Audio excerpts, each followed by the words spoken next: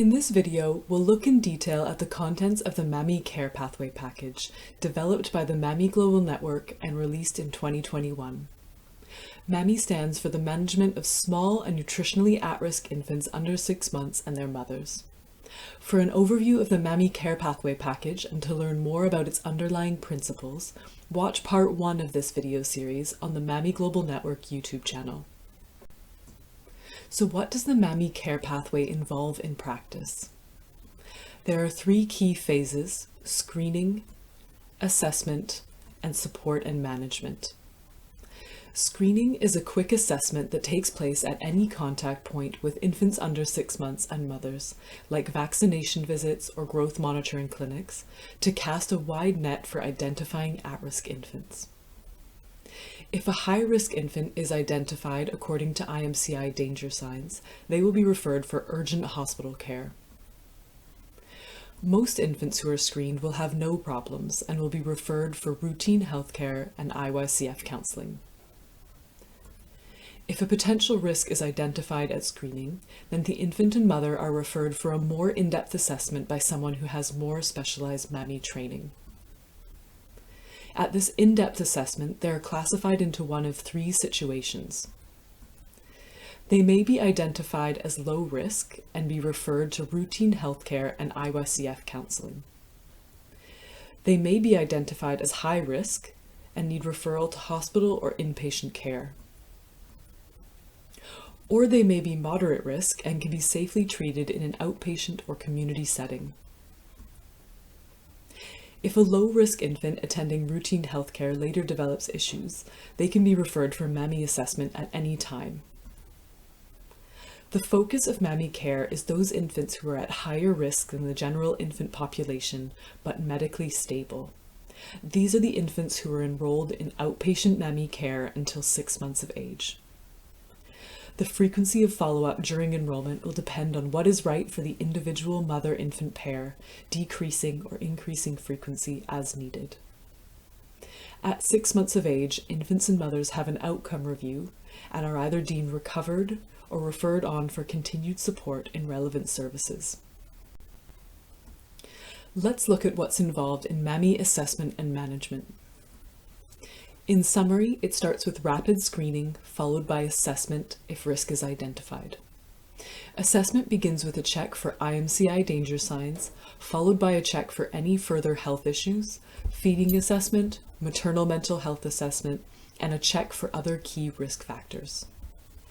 The issues identified at assessment will help determine a management plan and the support the infant and mother need. If the infant or mother is high risk or a complicated case, then they go to inpatient care for clinical stabilization. Once stable, MAMI-specific support can also start, for example, through tailored feeding support and maternal mental health support.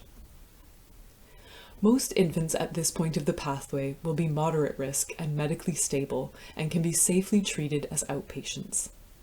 The core of MAMI support is tailored support and counseling focused on issues identified at assessment, for example, infant feeding problems and maternal mental health concerns.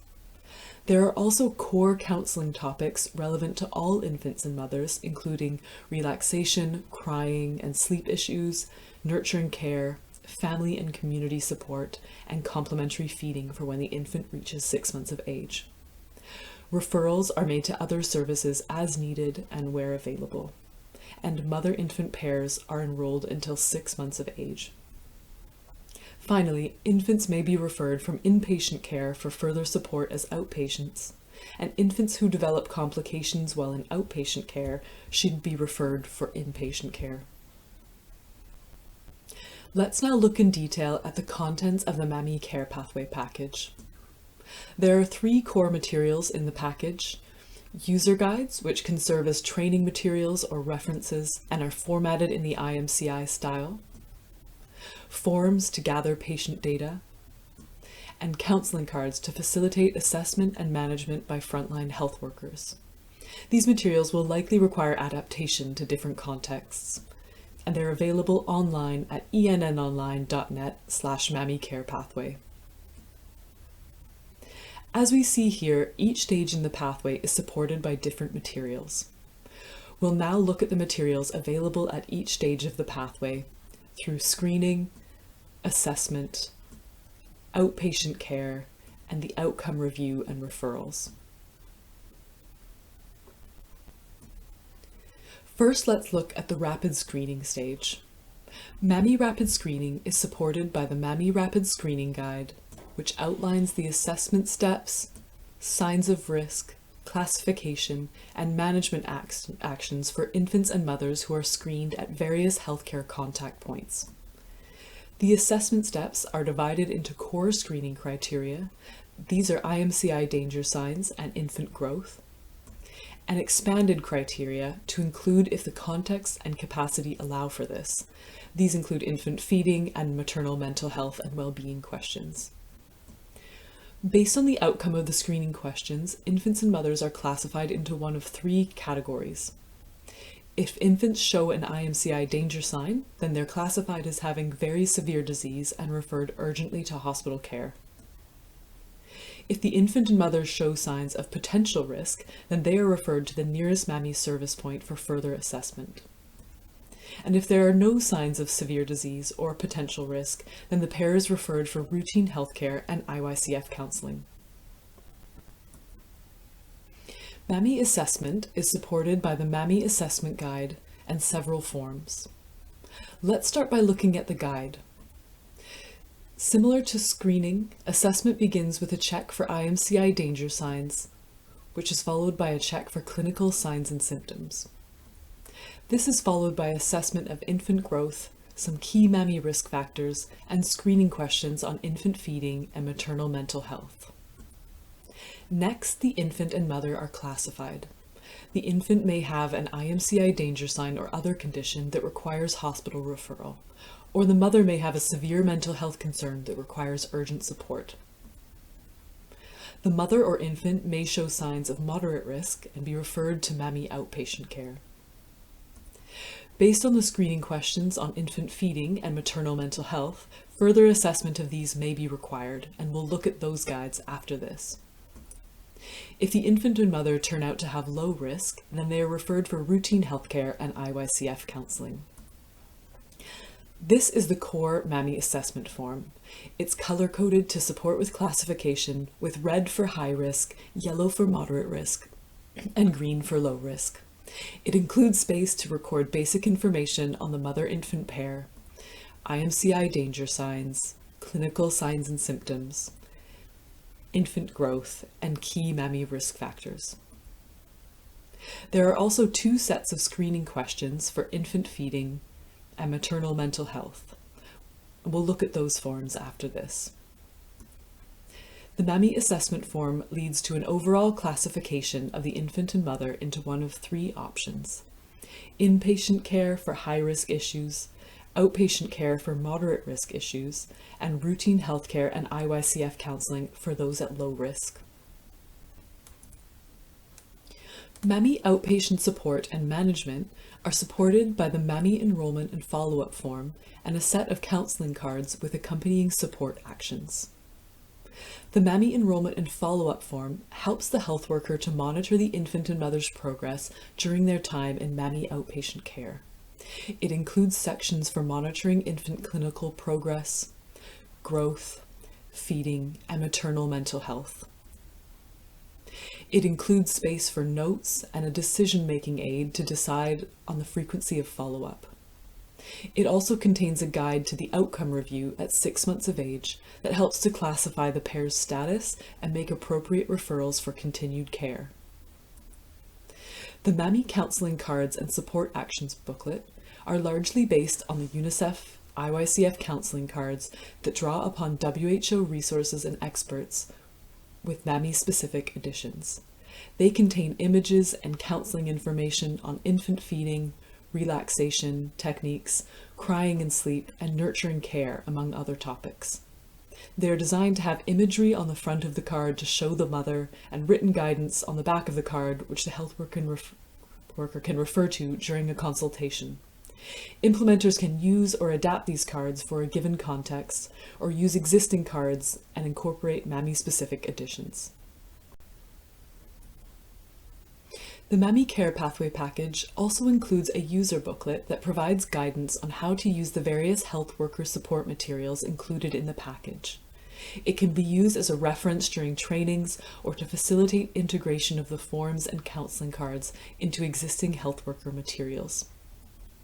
As an example, let's take a look at the section on the MAMI feeding assessment form. It contains information on the intended user, its purpose, and general information on how to use it. Below that is a table of guidance that is designed to address common questions health workers may have about items in the form. It also provides a reference table for health workers to select appropriate counselling cards based on the issues identified in each mother-infant pairs assessment, allowing for tailored support. As we've said, the MAMI Care Pathway Package is not a standalone or off-the-shelf intervention. Adapting the MAMI Care Pathway to fit with, link, and support existing services is an essential planning step. A feasibility check of the MAMI Care Pathway should examine the demand, acceptability, and practicality of implementation with service providers, health staff, and if possible, families. There may be different levels of adaptation needed in different settings. In some settings, the tools might be adopted more or less as is, with just translation to local language and substituting local images. In other settings, there might be minor or more major adaptations needed, such as changes to admission criteria. We can imagine this as different cars. The MAMI Care Pathway provides the engine to drive the process forward, but different features are needed in different contexts to make the MAMI Care Pathway effective and appropriate in the local setting. It's important to document these adaptations and the reasons for these changes to help build evidence and to inform how we compare different implementation models. MAMI efforts are at an exciting stage on our path to scale up, and we all need to join forces in our collective effort. You can download the MAMI Care Pathway package at ennonline.net/MAMI Care Pathway.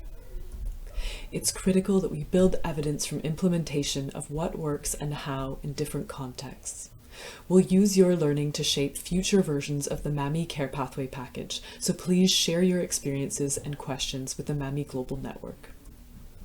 You can join the MAMI Global Network by contacting the MAMI Global Network Coordinator at mami@ennonline.net. You can post any questions on the dedicated MAMI area of ENN's online technical forum, ENNet. And for more information on the MAMI Global Network and how we work across evidence, policy, and practice, visit our website. We would like to acknowledge our funders, the Eleanor Crook Foundation, Irish Aid, and the Waterloo Foundation for their generous support. And many thanks to the members of the MAMI Global Network who contributed to the development of the MAMI Care Pathway package.